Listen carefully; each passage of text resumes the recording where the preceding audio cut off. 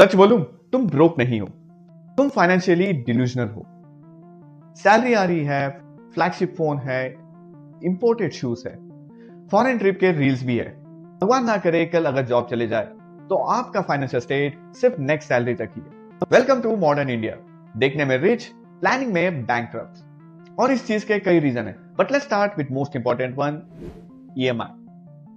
First of all, EMI is not an income. सिर्फ 4999 per month है bro, is not affordability, it's a financial dissipation.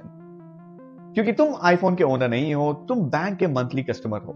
तुम car के मालिक नहीं हो, तुम ईएमआई कैलेंडर के स्लेव हो। और सबसे फनी पार्ट, तुम इसको लाइफस्टाइल अपग्रेड मानते हो।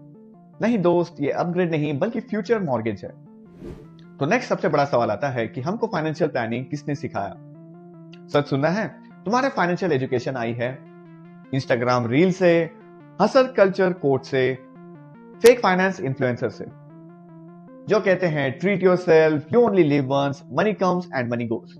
हाँ भाई, पैसा जाता है लेकिन पीस ऑफ माइंड वापस नहीं आता। But the most fundamental part of personal finance हमें किसी ने नहीं सिखाया। जैसे कि इमरजेंसी फंड क्या होता है, इन्फ्लेशन हमारे पैसे को कैसे खाता है, और ट्रू रिटायरमेंट का मतलब क्या होता है। और ये सब चीजें हमको स्कूल ने तो नहीं सिखाया, बट इंटरनेट ने फ्लेक्स करना जरूर सिखाया। चलिए नेक्स्ट समझते हैं कि हमारे इंडियंस का फाइनेंशियल स्टेट कैसा है। अब सुनो, क्योंकि ये फीलिंग्स नहीं बल्कि फैक्ट्स है। इंडिया का हाउस होल्ड सेविंग 2020 के आसपास में 23% था, जो आज घटकर 18% हो गया। Household debt 42% of GDP बन चुका है। Credit card debt 30% yearly growth पे है। तो इसका मतलब क्या हम ज्यादा कमा रहे हैं? बिल्कुल नहीं। आजकल हम ज्यादा लोन पे रहते हैं और इन आदतों से हम अपने फ्यूचर को भी कोलैटरल बना रहे हैं। माना कि रिसेंट ईयर्स में हमारी सैलरी बढ़ी है, बट हमारी फाइनेंशियल स्टेमिना जीरो है।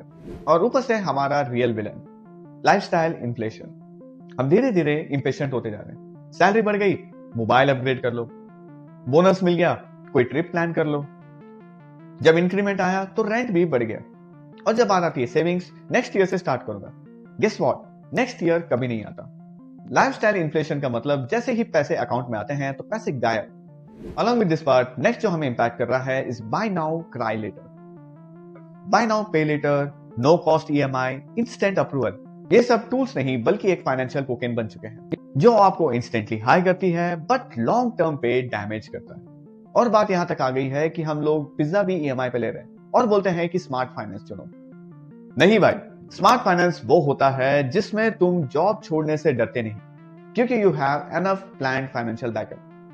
आज हम जॉब से इतना चिपके हैं क्योंकि ईएमआई हमारी नेकटाई बन चुकी है। फ्रीडम वो तो बस बायोस में लिखा रहता है। और जब बात रिटायरमेंट की आती है तो जेनजिस कहते हैं, भाई रिटायरमेंट का प्लान कौन करता है?